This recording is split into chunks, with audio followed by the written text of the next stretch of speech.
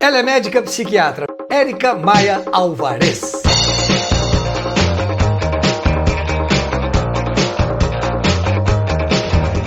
Diz aí, Érica, tudo bem? Tudo ótimo. Beleza, prazer em ter você aqui no programa. Você vai fazer alguns esclarecimentos que a gente tem muita dúvida. Isso aí. Você é psiquiatra há quantos anos? Eu sou psiquiatra há 8 anos, sou médica há 12 anos e estou atendendo paciente, não sei nem te dizer quantos milhares de pacientes eu já atendi ao longo desse tempo. E por que você escolheu a psiquiatria como especialidade? Olha, a psiquiatria para mim foi um subterfúgio para me ajudar a aceitar as pessoas. Então eu tinha algumas dificuldades quando eu era criança em aceitar o comportamento das pessoas e aí eu tinha muita curiosidade de entender esse comportamento e esse entendimento me fazia aceitar essas pessoas. Então eu fui buscando cada vez mais esse entendimento e esse caminho me levou à psiquiatria de alguma forma. Mas quando você optou pela medicina, foi em função disso? Não, quando eu optei pela medicina era porque eu era muito competitiva, muito dedicada na escola, tipo CDF, aluna nota 10, e eu era muito estimulada a prestar vestibular para medicina por conta disso. E como eu era muito competitiva, eu falei, vou fazer, porque era o curso mais concorrido. Não passei, depois eu fiz 2 anos de cursinho, e acabei passando na Federal de Santa Catarina, lá em Florianópolis. E fiz e acabei me apaixonando pelo curso. Mas na época eu entrei por conta disso, porque eu era competitiva e eu queria passar. E você tem na família médico? Não tem ninguém na minha família que seja médico. Então foi uma coisa mesmo que você escolheu? Foi. Muito bem, então agora vamos entrar no assunto da psiquiatria em si. Eu vejo que sempre, há muito tempo atrás, as pessoas falavam, vai no psiquiatra, tá maluco, é porque tá maluco, uma coisa meio preconceituosa. Sim. Eu estou falando isso de 30 anos atrás, mas eu vejo que hoje em dia esse preconceito ainda rola. Demais. Mas por que isso acontece? Isso acontece demais, acho que é uma questão histórica, por conta de como a psiquiatria foi desenvolvendo ao longo das últimas décadas, então aquela cultura manicomial que as pessoas têm na cabeça de como eram os hospitais psiquiátricos, eletrochoque, tem vários estigmas relacionados à psiquiatria.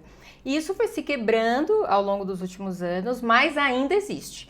Então eu falo que ainda tem tabu. Tem gente que adora ir ao psiquiatra, que gosta de falar que vai, mas a grande maioria das pessoas não vai, não gosta. Eu tenho paciente de consultório que vai escondido da família, por exemplo, que não quer que a esposa saiba, que o marido saiba, que toma remédio escondido, porque fica se sentindo constrangido realmente de estar adoecido. Então esse estigma, apesar de ser muito menor do que era no passado, ele ainda existe.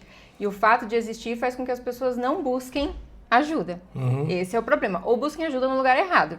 Não sei qual, mas não no profissional de saúde, por exemplo. Isso que você falou acontece muito. As pessoas, quando abrem que tomam remédio, e imediatamente existe uma reação das pessoas que estão em torno. Ele toma remédio, ele se comporta assim porque ele toma remédio. Exato, exatamente. Esses dias eu até postei um vídeo falando que eu tomo remédio, eu faço tratamento para ansiedade.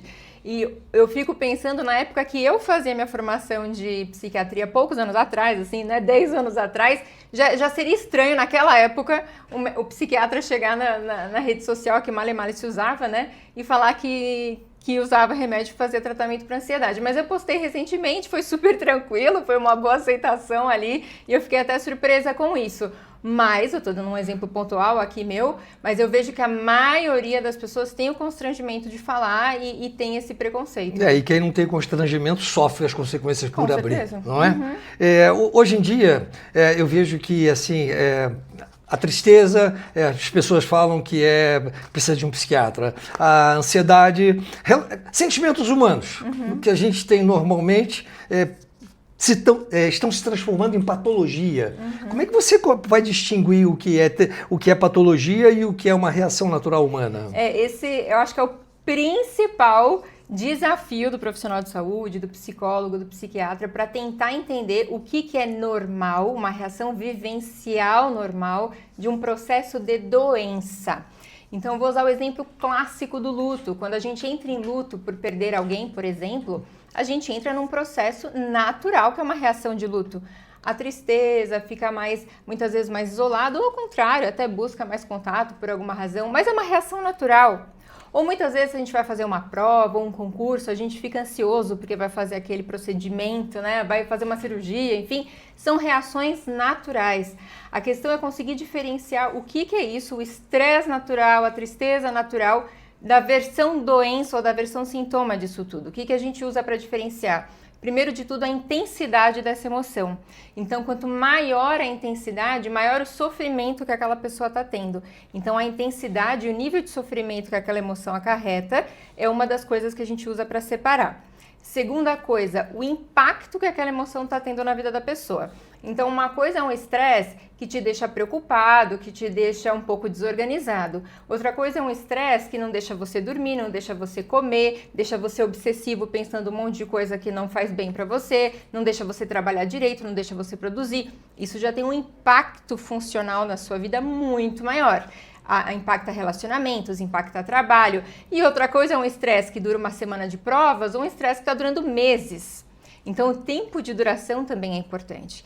Então, quando a gente pensa na intensidade de sofrimento, tempo de duração, o impacto que isso tem na vida da pessoa e também outros sintomas que vão acompanhando, como não conseguir mais dormir, não conseguir mais comer, a gente consegue ir separando o que é uma reação normal de uma reação doença, uma reação sintoma. Entendi. E nas empresas, né, essa coisa do trabalho, né, como é que as empresas devem lidar com isso?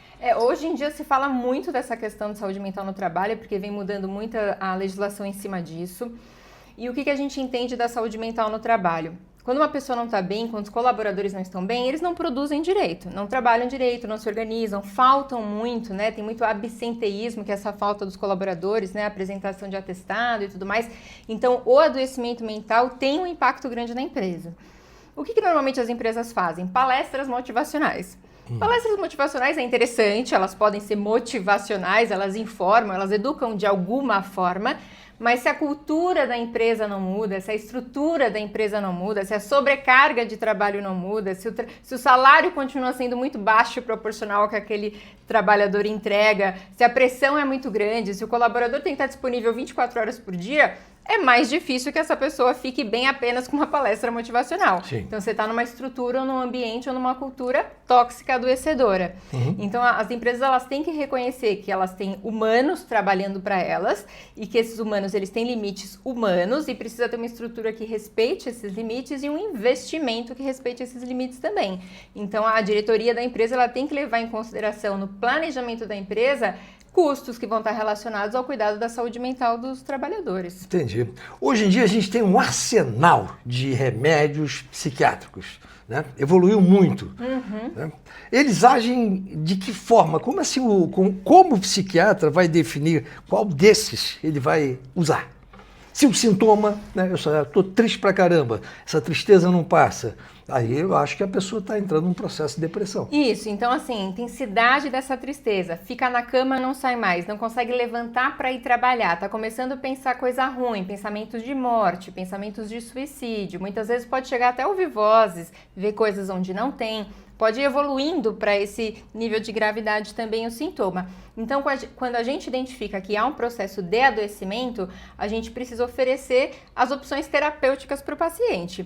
Aqui do lado da psiquiatria, principalmente, a gente se apoia no pilar do medicamento, ele não é o único. Então, a gente sempre tem que trabalhar estilo de vida, atividade física, evitar drogas, né? Evitar alimentação que não é saudável, promover conexões sociais saudáveis. Então, é sempre medicamento e estilo de vida.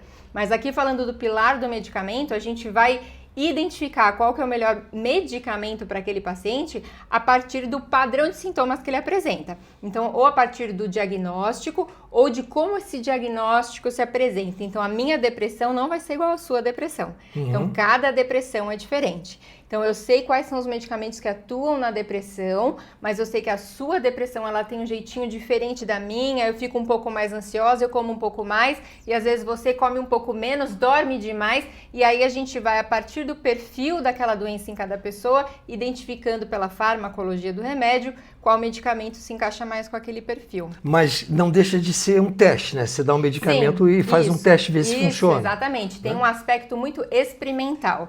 Então, a gente sempre fala para o paciente, olha, esses são opções para você. Então, qual que a gente vai fazer um teste? Às vezes a gente escolhe pelo perfil de efeitos colaterais ou pelas contraindicações que o paciente possa ter, mas é sempre um teste dentro de uma opção que você delimita a partir da apresentação do paciente. As contraindicações são maiores do que os benefícios? Não, os benefícios são sempre maiores. Eu vou dar um exemplo muito clássico do TDAH, por exemplo, déficit de atenção, que é o Venvanse, um medicamento que todo mundo já ouviu falar. Esse é o nome comercial até, que é a lisdexanfetamina, o nome da substância. E esse medicamento ele também é usado muitas vezes como droga de abuso, em balada ou droga de alta performance, principalmente o pessoal da Faria Lima usa bastante esse tipo de medicamento para alta performance. Só que é um medicamento que, por exemplo, tem um risco de arritmia, infarto e morte súbita. Só que é um risco super raro, assim, é quase um risco teórico que a gente fala. A possibilidade de acontecer é quase nula, mas não é nula. E as pessoas usam esse medicamento à torta e à direita. Então, quando a gente vai apresentar um medicamento para o paciente, a gente tem que apresentar os riscos mais comuns, claro, e os riscos mais raros se eles forem muito impactantes como esse. E aí o paciente tem que fazer a escolha se ele quer ou não fazer o uso daquele medicamento, entendendo aquele contexto.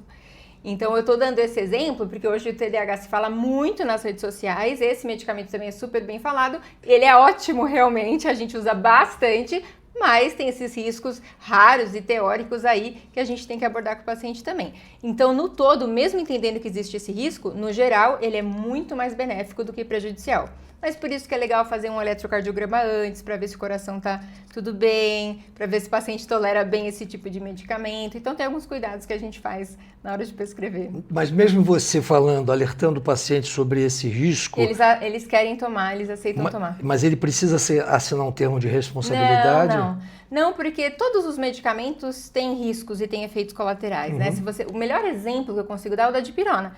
A dipirona, ela é proibida nos Estados Unidos e aqui no Brasil a gente toma a rodo, porque ela tem um risco raro envolvendo o nosso sangue e que pode levar a uma fatalidade. Só que a gente não discute isso aqui, a gente não vai deixar de dar uma dipirona por conta disso. Sim. Na nossa cultura, ela é super difundida. Sim. Então, todos os medicamentos têm riscos inerentes. E o risco mais inerente é o risco de alergia, né? A gente nunca sabe quem que vai ter alergia a um determinado medicamento. Eu posso tomar aqui um remédio para enjoo corriqueiro e desenvolver uma alergia que eu não sabia que eu tinha. E essa alergia, né, com muito azar, me levar a uma fatalidade também. Isso é intrínseco ao fato da gente estar se expondo a essas diferentes substâncias. Entendi. Então, os pacientes não precisam assinar termos de consentimento. Mas, claro, você como profissional tem a responsabilidade ética de informar e fazer com que aquela decisão pelo medicamento seja conjunta do médico e do paciente juntos. E você falou que existe o risco, no caso aí do Venvanse, não é isso? Isso, o nome comercial é. De 1% de você ter morte. Menos que 1%. De dar morte. Mas a lei de Murphy diz que tem risco de menos de 1%, esse 1% vai prevalecer. Sim, mas é que a lei de Murphy serve para manteiga no pão e outras coisas. Doutora Érica Maia Alvarez, informações precisas e... Aliás, antes de terminar a nossa entrevista, você também é modelo Gloss? Sou agenciada, sim, pela Gloss. Mas o que te estimulou a entrar também nessa possibilidade de carreira? Olha, para ser muito honesta, eu fui convidada pela internet, vim conhecer a agência por curiosidade. Sim. Acabei me encantando pela equipe, fiz as fotos aqui com o pessoal, achei super legal o resultado, conversando com todo mundo, fiquei super animada aqui, gostei bastante de todo mundo e acabei entrando nessa também. Aí para ver no que vai dar, não é isso? Você tem algum contato, Instagram? Eu tenho o Instagram, é @ericamaialvarez, também é o meu LinkedIn, também é o meu YouTube, também é o meu site, é ericamaialvarez.com.br. Érica, muito obrigado pela sua participação no nosso talk show. Seja bem-vinda à agência e muito obrigado pelos esclarecimentos. Muito obrigada. Beijo grande para todo mundo. Até o próximo programa. Bye!